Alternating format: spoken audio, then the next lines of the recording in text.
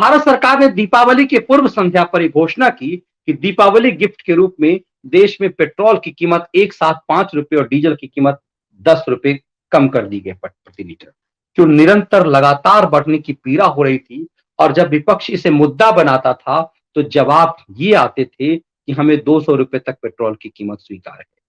जब आज पेट्रोल की कीमत ₹5 कम किए गए तो रणदीप सुरजेवाला समेत कांग्रेस के तमाम प्रवक्ता मैदान में उतरे और इन प्रवक्ताओं ने एक इशू उठाया और कहा कि बीजेपी की हार हुई है। उपचुनाव में बीजेपी की हार हुई है, इससे बेचैन होकर परेशान होकर सरकार ने फैसला लिया है। दिलचस्प ये है कि इस तर्क को समझना पड़ेगा कि बीजेपी की हार सही मायने में यदि हुई है तो हिमाचल प्रदेश में हुई है, क्योंकि हिमाचल प्रदेश में सरकार बीजेपी की सरकार है और वहां एक मंडी की संसदीय सीट बीजेपी ने गंवाई है। इसे बड़ी चुनौती मानी जा रही है। लेकिन दूसरे राज्यों में जहां जहां सरकार जिस पार्टी की है उसी पार्टी ने उपचुनाव में जीत हासिल की, चाहे वो बंगाल में टीएमसी हो, बिहार में एनडीए हो, जेडीयू की ने दोनों सीट जीते हैं। दिलचस्प ये है कि मध्य प्रदेश में भी बड़ी छलांग लगाई है बीजेपी ने और आपको आश्चर्य लगेगा कि हिमाचल प्रदेश में जहां पेट्रोल की कीमत 104 105 रुपए है, वहां मध्य प्रदेश में 115 117 रुपए है। मगर लेकिन मध्य प्रदेश में बीजेपी ने बड़ी जीत हासिल की है। तब समझा जाता है कि ये जो तर्क गढ़े जा रहे हैं कि पेट्रोल की बढ़ती कीमत का असर पड़ा है, ये पूरी तरह से बेईमानी है। लेकिन सरकार ने इस दीपावली के अवसर पर उस धैर्य को लेकर के जो आपने हर किसी की पीड़ा थी, पेट्रोल और डीजल की कीमत निरंतर बढ़ना निश्चित रूप से आम आदमी के पेट पर एक एक बड़ा चोट था, महंगाई का एक बहुत बड़ा कारण था। सरकार ने उस पर कंट्रोल किया है और देश सर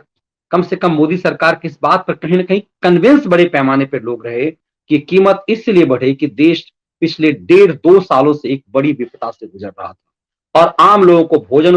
मुहैया कराना,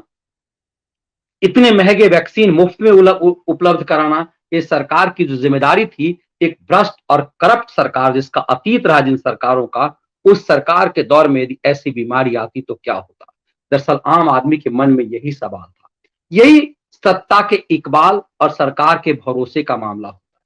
सरकार ने इसे गंभीरता से लिया। इसे समझना चाहिए था कि कहीं ये लगातार बढ़ते पेट्रोल और डीजल की कीमत का मुद्दा विस्फोटक न बन जाए। ऐसे समय में सरकार ने इसे गंभीरता से लिया और दीपावली के अवसर पर एक बड़ा गिफ्ट देश की जनता को दिया है, जिसे बहुत गंभीरता से सरकार को पहले लेना चाहिए था, लेकिन देर आए दुरुस्त आए, क्योंकि पब्लिक इस बात को कहीं ना कहीं ये समझ रही है,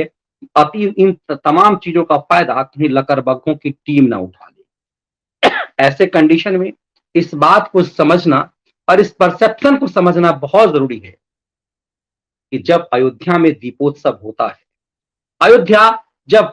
राम की नगरी के रूप में पूरे विश्व में अपनी पहचान फिर से बना रहा है, पर्यटन के केंद्र के रूप में एक बड़ा